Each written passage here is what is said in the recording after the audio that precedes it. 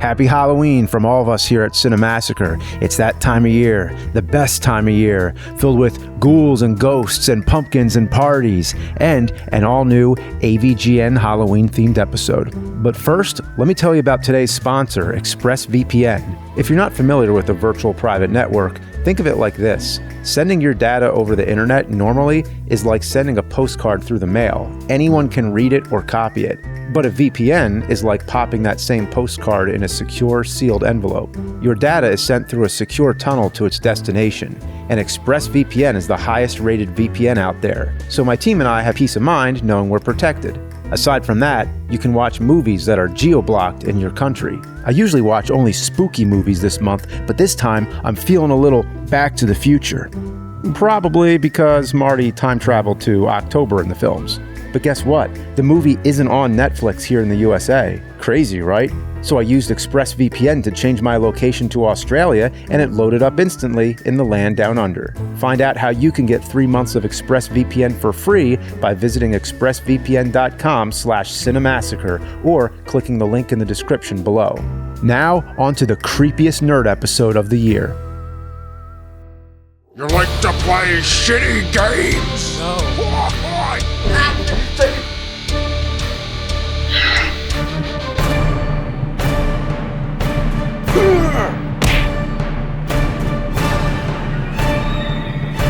No good piece.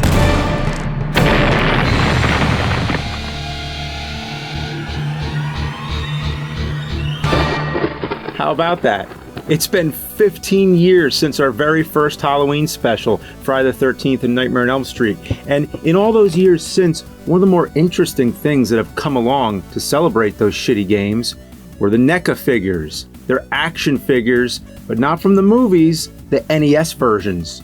Look at that. Jason's purple, just like in the game, which further begs the question. Why was he purple to begin with? What were they thinking?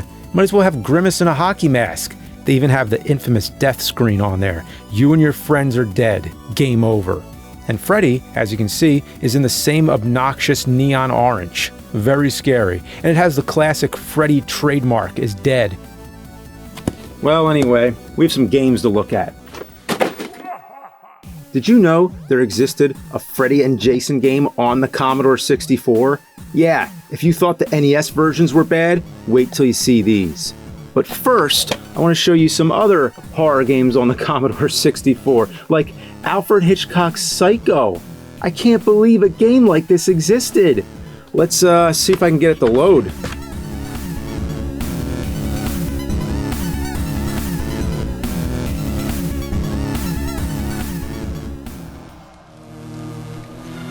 I've waited all these years, locked in this hellhole with your stupid ass. That nerd, he had forgotten about our shitty games. And being forgotten is a bitch. But now, when he remembers the fear, that will give us power. That's our ticket back to the real world. And we'll make that nerd pay for what he's done to us. Well, Psycho is, pretty disappointing. Not because it's one of those keyboard command search-based games, which I suck at, but because it has very little to do with the movie. You're a detective in a stereotypical Sherlock Holmes outfit, I presume, searching the Bates Motel for stolen jewels. In the attic, you do encounter Norman and his dead mother, but that's about the extent of it. How about Ghostbusters? Remember how much the NES version sucked? Driving around, running out of gas, collecting money to buy equipment when it should have just been about zapping ghosts? Well, the Commodore 64 version takes it a step further. As soon as you start the game, you're assaulted with this boring wall of text. You have to buy the car? Shouldn't you just start with the Ecto-1? Which one is it? I'm no car expert, so I picked the first one, and I end up with Herbie the Love Bug. Well, fuck this shit.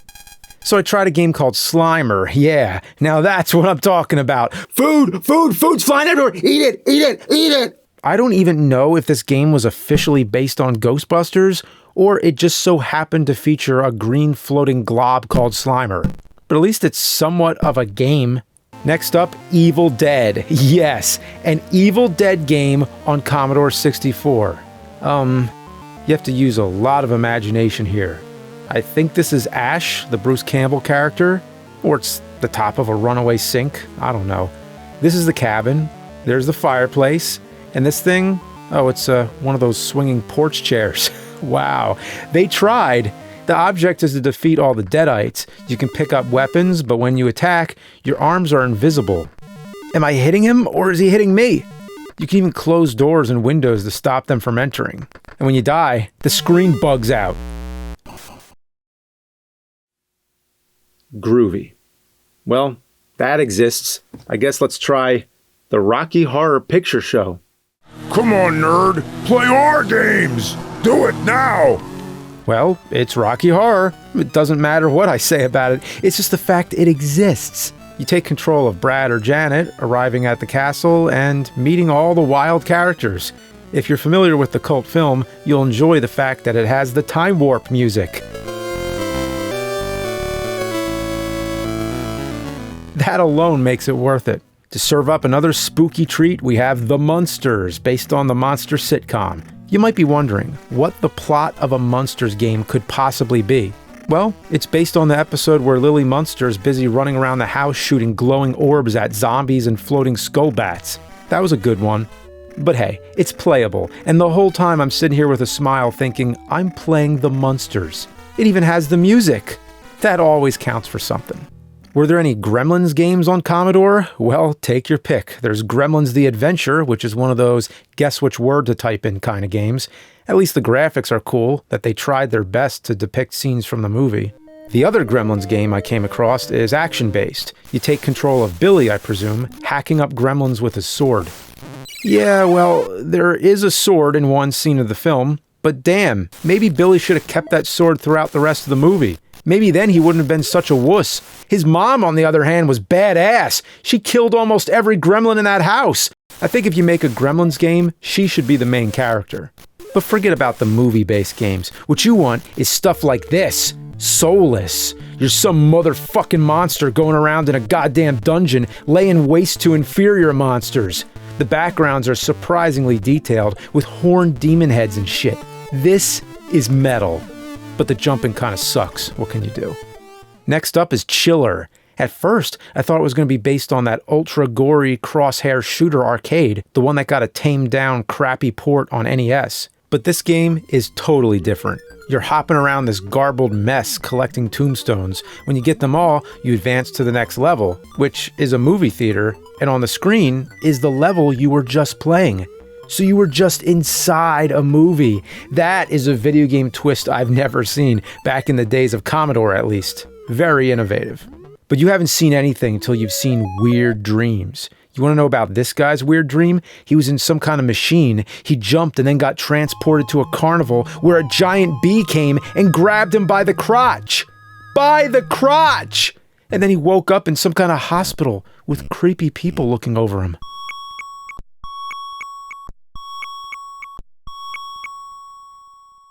Whoa, that is genuinely scary. I wish I could get more of this game to work, but it keeps on glitching. Well, let's move on to the big one, Friday the 13th, the computer game. It says on the back of the box, before playing the game, make sure that you close and lock all doors, windows, and curtains, turn off all lights, use a candle if necessary, make sure Granny isn't in the room, and set the computer volume at maximum. Well, that's a bit of extra work. But hey, it'll help me kill some time while the game loads.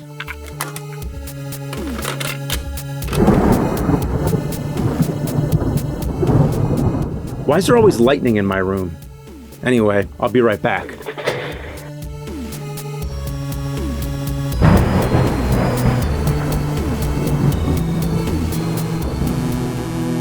You're free, Jason, but don't kill him yet. Wait for me. All right, I'm all set. I did everything the box said. I just got to turn the volume up here. Or not.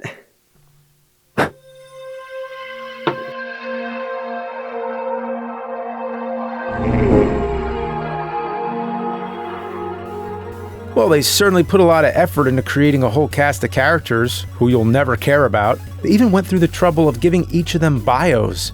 And as far as I remember, none of them were from the movies. In the manual, it even has photos, like some kind of yearbook. Who are these people? The game designers, maybe? Daryl Peters, called Dip by his friends. Daryl doesn't take life seriously and just wants a laugh. As you can see, the graphics are nothing much to applaud or complain about. The floors are gray, the ground is gray, everything is just as bland as ever, but at least there's a lot to explore. Yeah, Camp Crystal Lake has cemeteries, barns, churches, pretty much everything except a lake. Well, that was random and scary.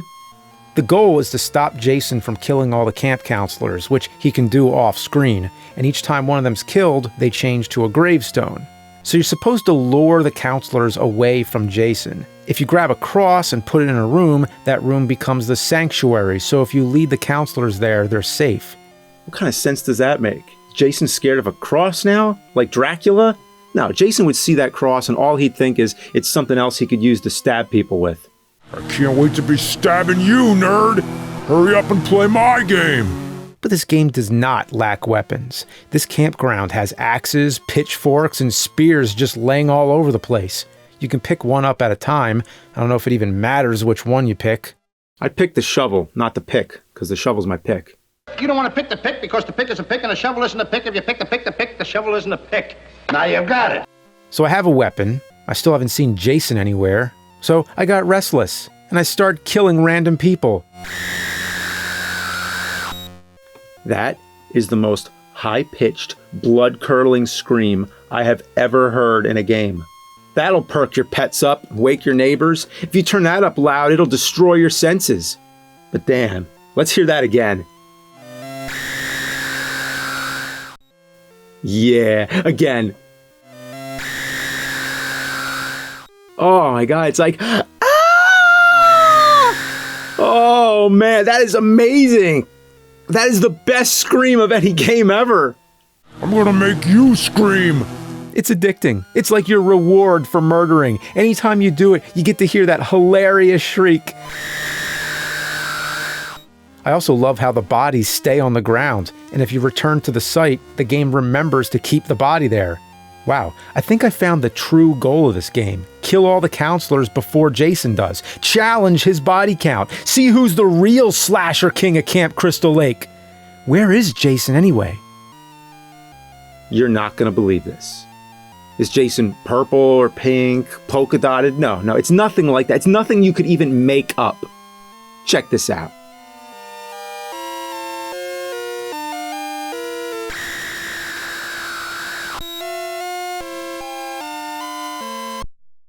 Jason is dead. Did you miss it? I killed Jason. Look again. That is Jason. All along, he's been disguised as one of the counselors.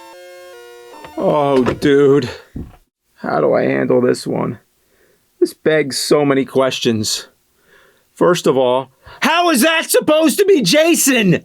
He looks just like a normal guy. Oh, but he's wearing black clothing, so that makes him Jason. Where's the hockey mask? Even the back of the box mentions the mask, and it's on the damn cover. But why isn't he wearing it? I guess because he couldn't fit it under his rubber face disguise. And why is his real face so normal? You ever seen what Jason's real face looks like in the movies? It's quite distinct. How does Jason disguise himself? Especially when it's a girl. Does he put on a wig and a bathing suit? Oh, that would have been a great scene. Maybe it's based on the first movie when Jason wasn't the killer, or maybe it's not Jason Voorhees, it's some other guy that just happened to be named Jason, or maybe the game is just called Friday the 13th, but it's unrelated, kind of like that TV show that nobody cared about, or maybe, just maybe, the game fucking sucks.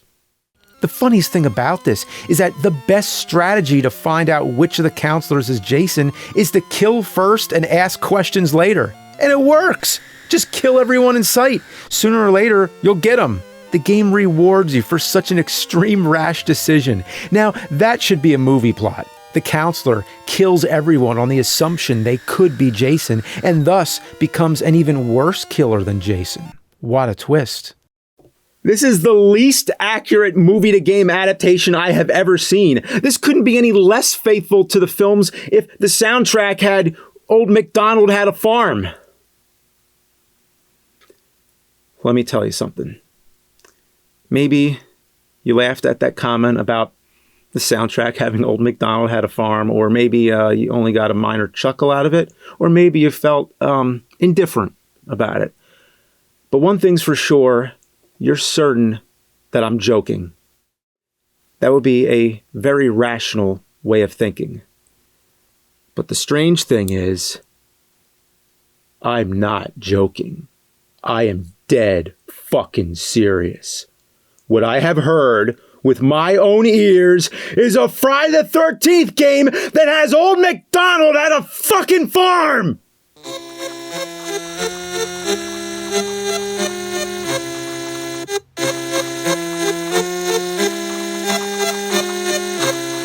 Jason Voorhees had a farm.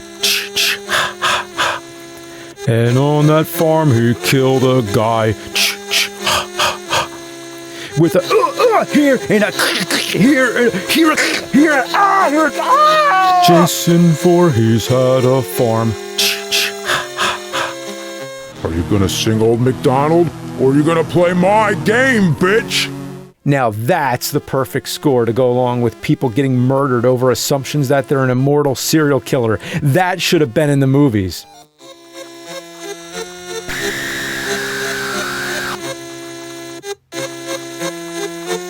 Old MacDonald is one of several unlikely songs to be featured in this game. There's the Wedding March, for example. But things get weirder. Check out the manual. Variety is the word here. Friday the 13th, the computer game, has snatches of music familiar to everyone. Try to name them all. So it's a name that tune game? On top of being a slasher villain game? I'm genuinely perplexed. In that way, you could put whatever random bullshit you want in anything. That'd be like if I scattered random lol dolls all over the episode for no reason, just to be completely random, just to say later, hey, did you catch all 5? And yeah, I call them lol dolls. Lol dolls.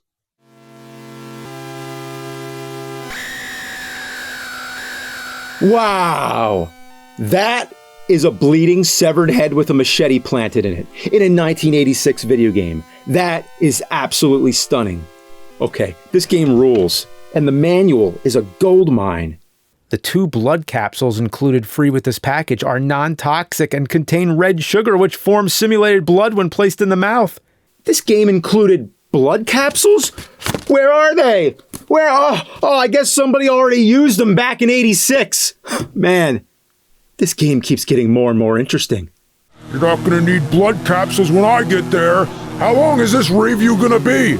Win a color monitor? All you have to do to win your Eureka monitor is to listen to the 10 sound effects recorded on your Friday the 13th tape after the computer game? There's audio on this cassette?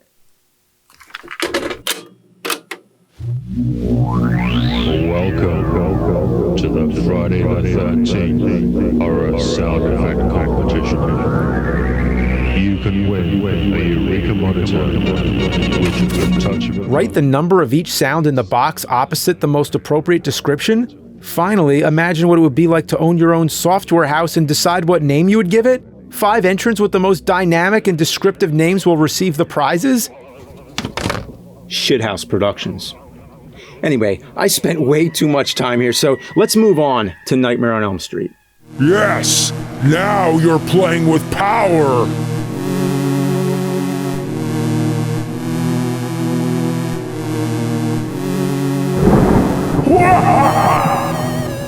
You start this thing up, and right away, you got the cast of characters. Actual characters from Part 3. So this game is based on the Dream Warriors, sort of like the NES version.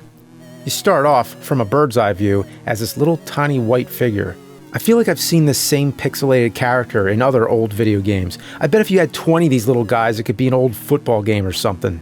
The goal here is that you're looking for Freddy's house, just to see if he's home, I guess, and he happens to live in one of the most confusing housing developments. Probably has courts and lanes and Unit A1, B2. Oh, Freddy's ready already. He's rock steady when he's in the Serengeti. He's chopping off your heady with machete. He's massive. If I was walking around a neighborhood and this giant dude comes at me, I'd be like, I'm done. Just get me. So I find Freddy's house, and it just looks like any other ordinary house on the block. Then I get a message saying that I've done well, but I now must seek my friends. You'd never know it, but looking at the manual, it's supposed to be Amanda Kruger, Freddy's mom, talking to you. Now, all of a sudden your character starts to look more like a fleshed out human being. The interior of Freddy's house is a maze of purple walls, and level 3 is like you're walking around giant slabs of green jello. All throughout the game you encounter stock enemies like skeletons and ghosts. Yep, we're in another edition of Boo Haunted House. There's hardly any sound in this game. You do get to hear the Freddy music at the start of each level.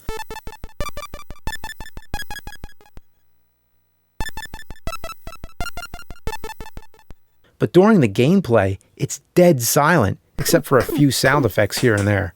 It even tells you what it is you're supposed to be hearing. You hear Kristen screaming in agony in the distance? Geez, you couldn't actually have a scream? Like in Friday the 13th?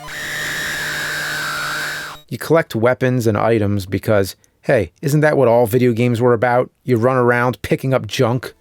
Yeah, that's what the 80s were all about. As kids, we were always carrying around a baseball bat, a magnet, some keys, holy water, magic dagger, you know.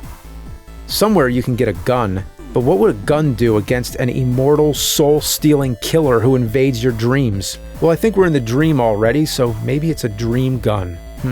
When you collect ammo, it says bullets taken. The terminology just doesn't seem right. Saying I took a bullet carries a much more serious implication.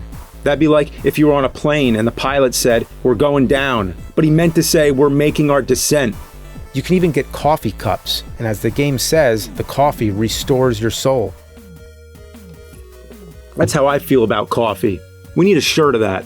I bet you've seen all these coffee shirts that are out there. Some are mildly amusing, while others are straight up stupid. But they all share one thing. They express a love of coffee. Well, how about one from the Commodore 64 Nightmare on Elm Street that says, "Use coffee to restore your soul"? Some parts you have to pull a lever, but you'll barely notice it amongst all these cracks in the wall. Alright, kill the ghost. Oh wait, what just happened?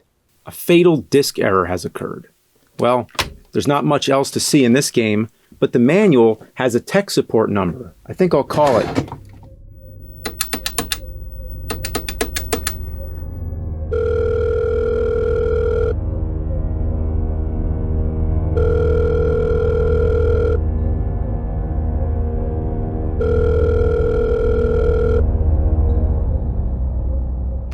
Nightmare on Elm Street tech support. What's your issue? I'm having a problem with my Commodore freezing up. Okay, I'm happy to help. I just need a little more information. Do you want a slow death or eternal life in hell? Ha ha!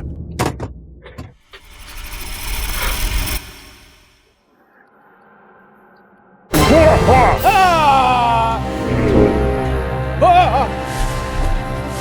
Time to experience a fatal error, nerd!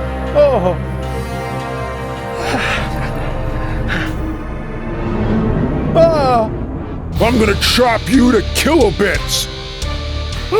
Ha ha ha ha! Ha ha ha!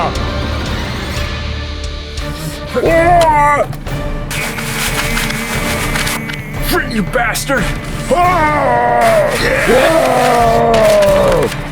Yeah. No! No!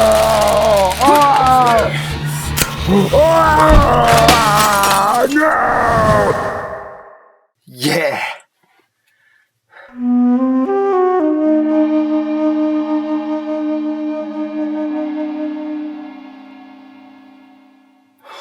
Fuck!